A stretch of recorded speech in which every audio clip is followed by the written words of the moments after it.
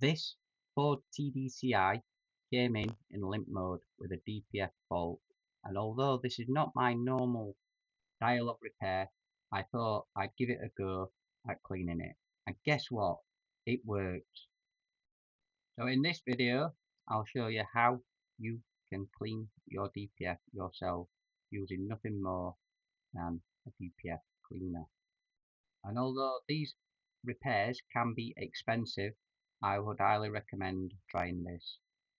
So here's the fault codes that were present before.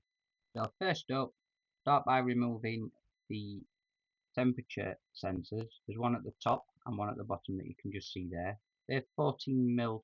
These will normally come out with a normal spanner, but sometimes you may need to use a flared spanner. Here you can see the pressure pipes, and it's well worth taking these off and just make sure that they are clear, because these can cause pressure faults.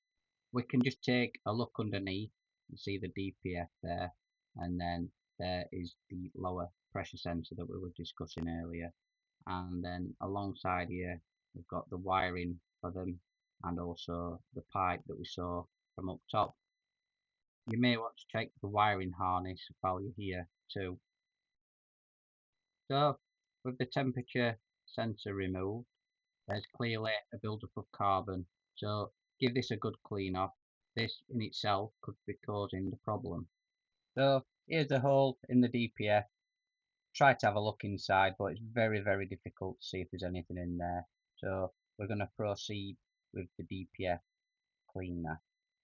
This is relatively inexpensive, about £25–30, and it is just a case of giving the can a really good shake, putting the hose into the top of the DPF filter where the sensor came from, and in short bursts just keep injecting it until the can is empty.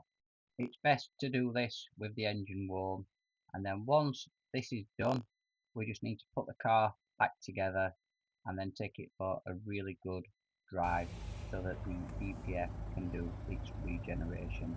You can see it does smoke a heck of a lot more than it would normally, and I almost forgot, you do need to clear the fault codes before we start the engine so that we can ensure that we've got the fault fixed. Like I said before, this may fix the problem, it may not, but for the sake of half a day and £25–30, it's well worth a try. If you're having the same problem, why not give it a go and let me know how you get on with it. This little Ford TDCi is now running perfect, with no faults present now. And if you want to give this a go yourself, why not head over to our website howtofixit.co.uk, where you can find all the parts and the tools used in this video. And if you want to see some more great TDCi videos, then check these out next.